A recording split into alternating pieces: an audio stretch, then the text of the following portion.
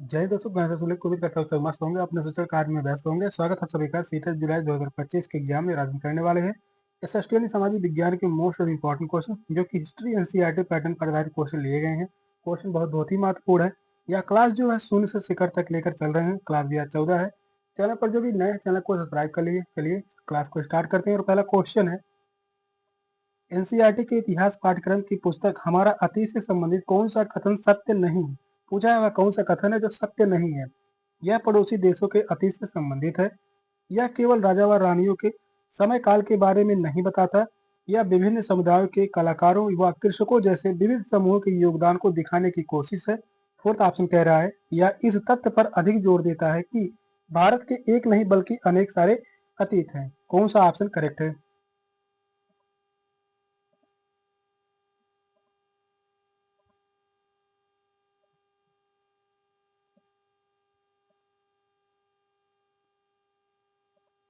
NCERT से question लिया गया है। क्वेश्चन जो महत्वपूर्ण है। क्वेश्चन कह रहा है, एनसीईआरटी के इतिहास पाठ्यक्रम की पुस्तक हमारा अतीत से संबंधित कौन सा कथन सत्य नहीं है। तो वह है पहला ऑप्शन, यह पड़ोसी देशों के अतीत से संबंधित है। यह बात गलत है। पहला ऑप्शन गलत है। यह पड़ोसी देशों के अतीत से जुड़ा है, यह कथन जो होगा गलत होगा। और हमारा अतीत भारतीय इतिहास के अलग अलग स्वरूपों पर जोर देता है। कृषकों, शिल्पकारों, उस समय के राजाओं, रानियों इत्यादि के योगदान को स्वरूप देता है। यहाँ पर तीनों ऑप्शन जो है राइट है। पहला ही ऑप्शन गलत है। इस कारण जो है फर्स्ट ऑप्शन ही करेक्ट है। नेक्स्ट क्वेश्चन है, निम्नलिखित प्रश्न एक अध्याय के अंत में आओ चर्चा करें शीर्षक के अंतर्गत दिया गया है।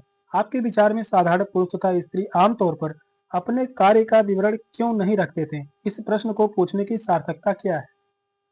पहला ऑप्शन कह रहा है, इस प्रकार के प्रश्न अनुमान लगाने के प्रोत्साहित करते हैं, इसलिए इन्हें नहीं देना चाहिए। यह दर्शाता है कि सामान्य पुरुष व महिलाएं सामान्य जीवन जीते हैं, उनके पास कुछ भी महत्वपूर्ण नहीं था जिसके बारे में लिखते। यह बेहतर होगा कि एक परिचर्चा प्रारंभ की जाए तथा छात्र अपने तर्क प्रस्तुत करें। फोर्थ ऑप्शन है, वे प्रश्न जिनका एक तय उत्तर ना हो विद्यालय को नहीं दिए जाने चाहिए, क्योंकि ऐसा प्रश्न छात्रों को भ्रमित करते हैं। कौन सा ऑप्शन करेक्ट है?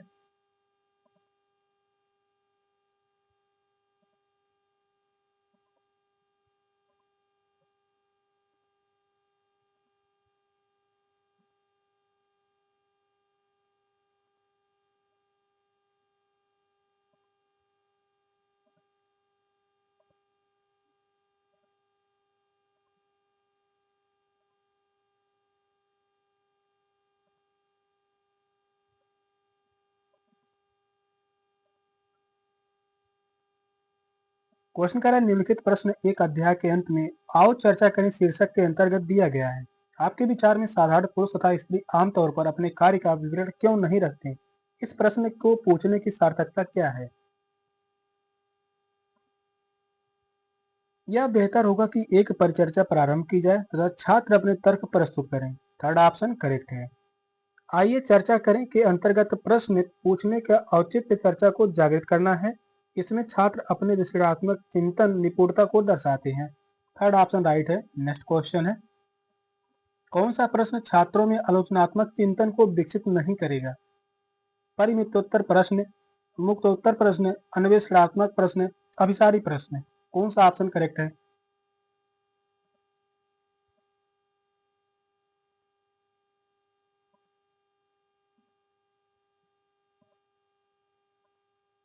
कौन सा प्रश्न छात्रों में आलोचनात्मक चिंतन को विकसित नहीं करेगा? तो वह है पारिमितोत्तर प्रश्न। फर्स्ट ऑप्शन ही करेक्ट है। पारिमितोत्तर प्रश्न, एक पारिमितोत्तर प्रश्न में छात्रों की समीक्षात्मक चिंतन का विकास नहीं हो पाता, क्योंकि ये प्रायः बहुविकल्पी होते हैं। यह कैसा प्रश्न होता है? बहुवैकल्पिक। बहुवैकल्पिक प्रश्न होते हैं और इन प्रश्नों के कई विकल्प मौजूद होते हैं जिनमें से छात्रों को चुनकर उत्तर देना होता है। फर्स्ट ऑप्शन करेक्ट है। नेक्स्ट क्वेश्चन है, कक्षा में लैंगिक भूमिका की चर्चा करते समय शिक्षक को किस बात पर बल देना चाहिए? स्त्री व पुरुष के विभिन्न व्यवसाय होते हैं। लड़कों को विद्यालय जाना चाहिए क्योंकि वे भविष्य में परिवार के लिए धन अर्जित करते हैं। समाज में व्याप्त लैंगिक रूढ़िवादिता को सार्थक रूप से संबंधित करने की आवश्यकता है। वहीं फोर्थ ऑप्शन कह रहा है, घरेलू कार्य को उत्पाद कार्य के रूप में नहीं देखा जा सकता। कौन सा ऑप्शन करेक्ट है? या क्वेश्चन जो है रूढ़िवादिता से संबंधित क्वेश्चन है, क्वेश्चन जो है बहुत ही महत्वपूर्ण है।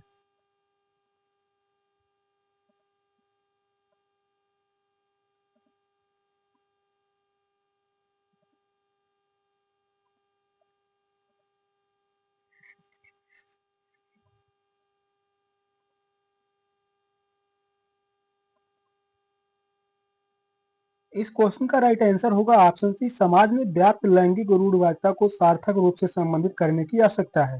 थर्ड ऑप्शन करेक्ट है। महिला एवं पुरुषों की भूमिका में लैंगिक रूढ़िवादिता त्रुटिपूर्ण है, इसलिए एक शिक्षक को समाज में लैंगिक रूढ़िवाद को अर्थपूर्ण रूप से व्याख्या करने एवं उस पर दृढ़ता पूर्वक बने रहने की आवश्यकता है। तब कक्षा में लैंगिक भूमिका पर चर्चा की जा रही है। थर्ड ऑप्शन करेक्ट है। नेक्स्ट क्वेश्चन है, एनसीईआरटी की सामाजिक एवं राजनैतिक जीवन पाठ्यपुस्तकों का उपागम क्या है? शिक्षार्थी द्वारा पूछे गए प्रश्न का सही उत्तर देना, पाठ की तथ्यात्मक विषय वस्तु पर शिक्षार्थी का ध्यान केंद्रित करना, एक अवधारणा का उपसंहार करने के लिए परिभाषाओं का प्रयोग करना, अवधारणाओं को स्पष्ट करने के लिए केस अध्ययन यानी केस स्टडी कथाओं का प्रयोग करना। कौन सा ऑप्शन करेक्ट है?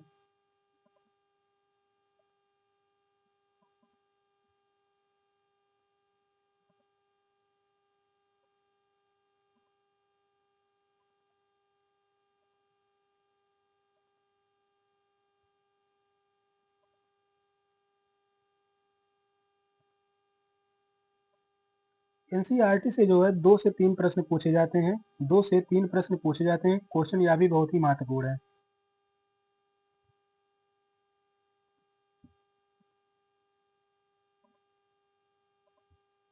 क्वेश्चन कह रहा है एनसीईआरटी की सामाजिक एवं राजनीतिक जीवन पाठ्य पुस्तकों का उपागम क्या है?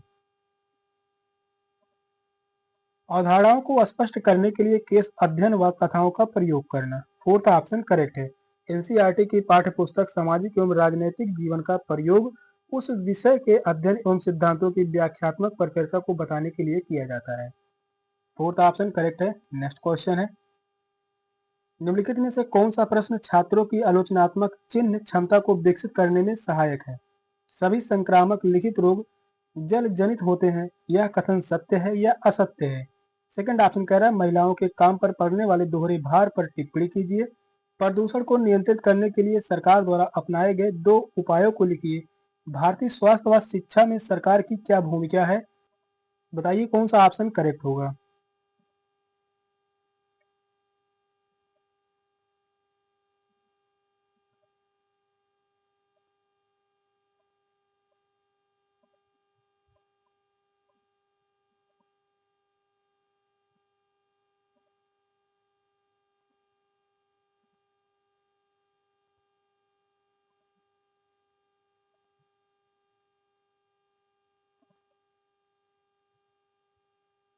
क्वेश्चन कह रहा है कौन सा प्रश्न छात्रों की आलोचनात्मक चिन्ह क्षमता को विकसित करने में सहायक है? जिस ऑप्शन में कई आंसर हो सकते हैं, कई उपाय हो सकते हैं, वही ऑप्शन करेक्ट होगा। यहाँ पर जो पहला ऑप्शन कह रहा है सभी संक्रामक लिखित रोग जल जनित होते हैं, यह कथन सत्य है या असत्य है? यहाँ पर एक ही ऑप्शन राइट होगा, या तो आप सत्य बताइए या असत्य है। सेकंड ऑप्शन में कह रहा है महिलाओं के काम पर पड़ने वाले दोहरे भार पर टिप्पणी कीजिए। तो यहाँ पर टिप्पणी करना है तो अनेक तरीके से टिप्पणी किया जा सकता है। सेकंड ऑप्शन करेक्ट होगा। यहाँ पर आलोचनात्मक चिन्ह क्षमता को विकसित करने का में मदद मिल रही है। और थर्ड ऑप्शन कह रहा है प्रदूषण को नियंत्रित करने के लिए सरकार द्वारा अपनाए गए 2 उपायों को लिखिए। यहाँ पर भी सीमित है, 2 उपाय ही बताना है। फोर्थ ऑप्शन कह रहा है भारतीय स्वास्थ्य व शिक्षा में सरकार की क्या भूमिका है? तो यहाँ पर भी आंसर एक ही होगा। थर्ड ऑप्शन करेक्ट है। नेक्स्ट क्वेश्चन है, आप कक्षा 8वीं के छात्रों को विविधता में एकता का पाठ पढ़ा रहे हैं। विद्यार्थियों को प्रभावी रूप में अवधारणा समझाने के लिए निम्नलिखित में से किस विधि का आप पालन करेंगे? फर्स्ट ऑप्शन है भारतीय राज्यों के मध्य नदी जल विवादों पर एक निबंध लिखना, एक विद्यालय के निकट जल विद्युत परियोजना का मॉडल तैयार करना, पाठ को अच्छे से पढ़ाने के बाद परीक्षा लेना, भारत के विभिन्न नृत्यों में समानता असमानताओं को दर्शाते हुए एक फीचर तैयार करना। कौन सा ऑप्शन करेक्ट है? क्वेश्चन जो है इंपॉर्टेंट है।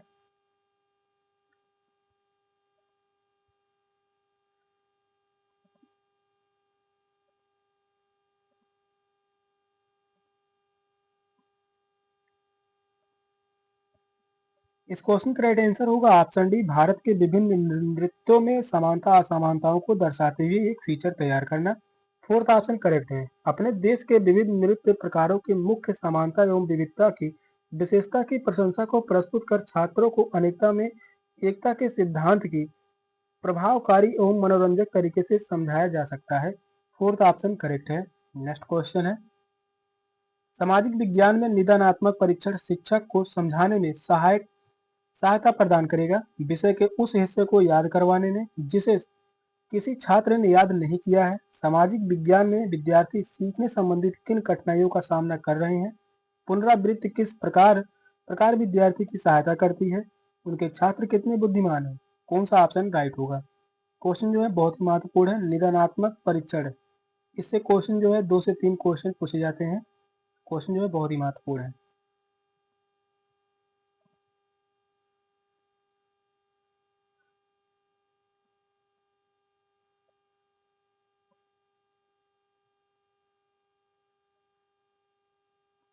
यहाँ पर जो दिया गया है निदानात्मक परीक्षण, समस्या को ढूंढा जाता है। निदानात्मक परीक्षण में समस्या को ढूंढा जाता है और एक होता है उपचारात्मक परीक्षण जिसमें समस्या को हल किया जाता है।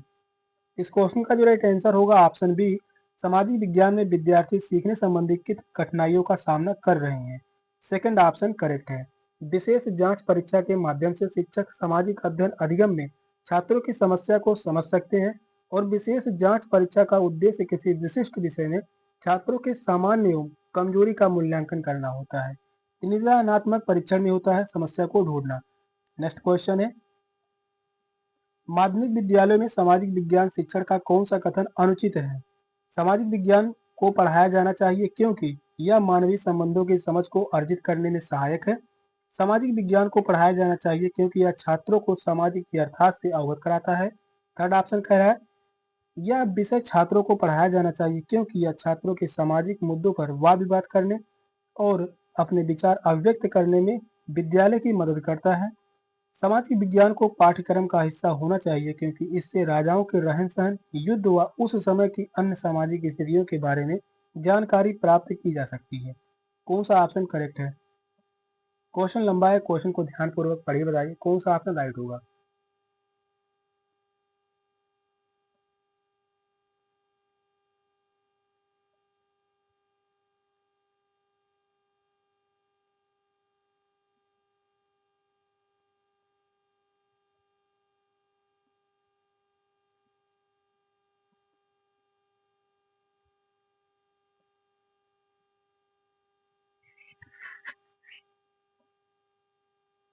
माध्यमिक विद्यालयों में सामाजिक विज्ञान शिक्षण का कौन सा कथन अनुचित है। तो वह होगा, सामाजिक विज्ञान को पाठ्यक्रम का हिस्सा होना चाहिए क्योंकि इससे राजाओं के रहन सहन, युद्ध व उस समय की अन्य सामाजिक स्थितियों के बारे में जानकारी प्राप्त की जा सकती है। तो यह बात जो है गलत होगा। पूछा है अनुचित विकल्प को चुनना है। फोर्थ ऑप्शन करेक्ट होगा। सामाजिक विज्ञान सिर्फ राजाओं के जीवन के बारे में ही जानकारी प्राप्त या उपलब्ध नहीं करता है, बल्कि यह मानवीय संबंधों की समझ व सामाजिक वास्तविकताओं के बारे में छात्रों को संवेदनशील बनाता है। सामाजिक विज्ञान और इसके अतिरिक्त यह छात्रों को सामाजिक मुद्दों को उठाने के लिए प्रेरित करता है। फोर्थ ऑप्शन राइट है। नेक्स्ट क्वेश्चन है, बच्चों के साथ गतिविधियां तभी प्रभावी होंगी जब शिक्षिका यह नहीं जानती है कि यह क्यों कर रही है। शिक्षिका उन्हें पाठ्य योजना को पूरा करने के लिए करवाती है। शिक्षिका गतिविधि आधारित अधिगम के लिए अपने प्रधानाचार्य के आदेश को पूरा करने के लिए दिखावा करती है। उसका विश्वास है कि गतिविधि आधारित शिक्षा बच्चों को अवधारणा समझाने में सहायता करती है। कौन सा ऑप्शन करेक्ट होगा।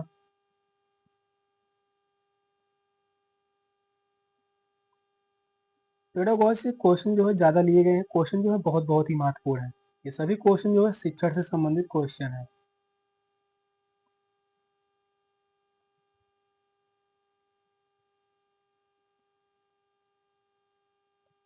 बच्चों के साथ गतिविधियां तभी प्रभावी होंगी जब उसका विश्वास है कि गतिविधि आधारित शिक्षा बच्चों को अवधारणा समझाने में सहायता करती है। फोर्थ ऑप्शन करेक्ट है। बच्चों के साथ की गई गतिविधियां तभी प्रभावी होंगी जब शिक्षक को यह विश्वास हो कि गतिविधि आधारित शिक्षण बच्चों को सिद्धांत की समझ को बढ़ाने में सहायक हो और गतिविधि आधारित शिक्षा सक्रिय शिक्षण अधिगम कार्य करवाती है, या जो है सक्रिय अधिगम शिक्षण कार्य करवाती है।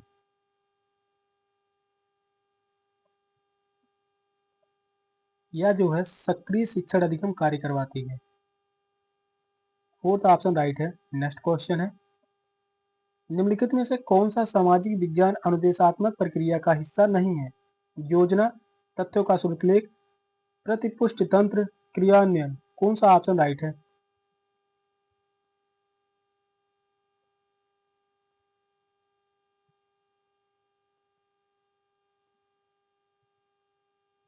क्वेश्चन कह रहा है निम्नलिखित में से कौन सा सामाजिक विज्ञान अनुदेशात्मक प्रक्रिया का हिस्सा नहीं है? अनुदेशात्मक प्रक्रिया का हिस्सा यहाँ पर पूछा है नहीं है, तो वह है तथ्यों का श्रुतलेख। सेकंड ऑप्शन राइट है, तथ्यों का श्रुतलेख। तथ्यों का श्रुतलेख सामाजिक विज्ञान के प्रशिक्षण प्रक्रिया का भाग नहीं होना चाहिए।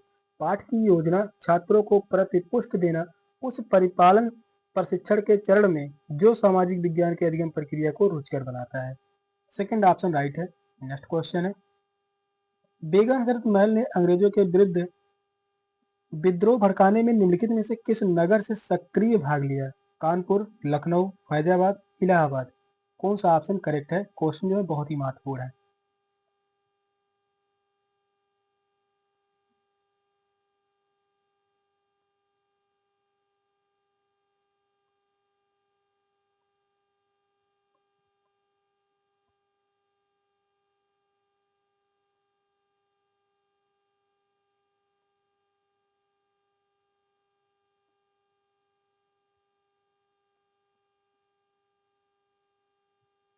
क्वेश्चन क्या है, बेगम हजरत महल ने अंग्रेजों के विरुद्ध विद्रोह भड़काने में किस नगर से सक्रिय भूमिका निभाई?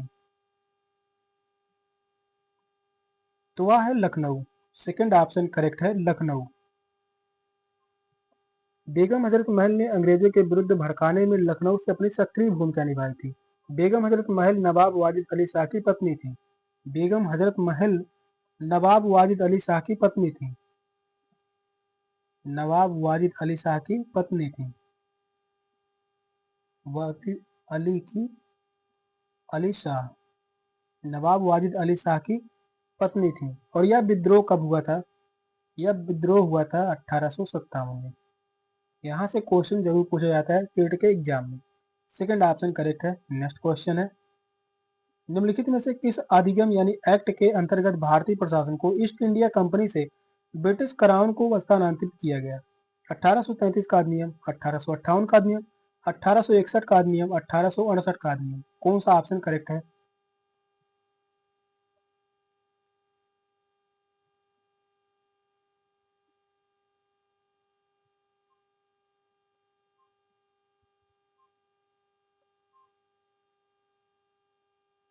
किस अधिनियम यानी एक्ट के अंतर्गत भारतीय प्रशासन को ईस्ट इंडिया कंपनी से ब्रिटिश क्राउन को स्थानांतरित किया गया? तो वह किया गया था 1858 का अधिनियम। सेकंड ऑप्शन करेक्ट है, 1858 का अधिनियम। 1858 के अधिनियम द्वारा भारतीय प्रशासन को ईस्ट इंडिया कंपनी के ब्रिटिश सरकार को स्थानांतरित किया गया। इसे 2 अगस्त 1858 को पारित किया गया था। यह पारित कब हुआ था? 2 अगस्त 1858। सेकंड ऑप्शन राइट है। नेक्स्ट क्वेश्चन है, मध्यकालीन असम में पाइक निम्नलिखित में से क्या थे? बलात् मजदूर, बागान में काम करने वाले मजदूर, पानी लगाने वाले, अनिवार्य सेना के सदस्य। कौन सा ऑप्शन करेक्ट है? यह क्वेश्चन जो है बहुत ही महत्वपूर्ण है। यह क्वेश्चन जो है 2014 में पूछा गया था और यही क्वेश्चन जो है 2018 में भी पूछा गया है और यही क्वेश्चन 2022 में भी पूछा गया था। कई बार यह क्वेश्चन पूछा गया है सेट के एग्जाम में। क्वेश्चन है, मध्यकालीन असम में पाइक निम्नलिखित में से क्या थे? यह बलात् मजदूर थे। फर्स्ट ऑप्शन करेक्ट है, बलात् मजदूर थे। मध्यकालीन असम में पाइक ब्लैक श्रमिक थे जिनका जमींदारों द्वारा बलपूर्वक शोषण किया जाता था।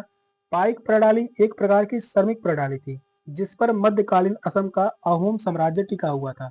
इन्हीं पर अहोम साम्राज्य टिका हुआ था। अहोम साम्राज्य टिका हुआ था। फर्स्ट ऑप्शन करेक्ट है। नेक्स्ट क्वेश्चन है, मणिग्राम और नानदेशी निम्नलिखित में से क्या थे? चोल काल के प्रसिद्ध शहर, दक्षिण भारत के प्रसिद्ध व्यापार संघ, चोल शासन की प्रशासनिक इकाइयां, ब्राह्मणों को ब्रह्मदेव के रूप में दिए गए प्रसिद्ध गांव। कौन सा ऑप्शन करेक्ट है?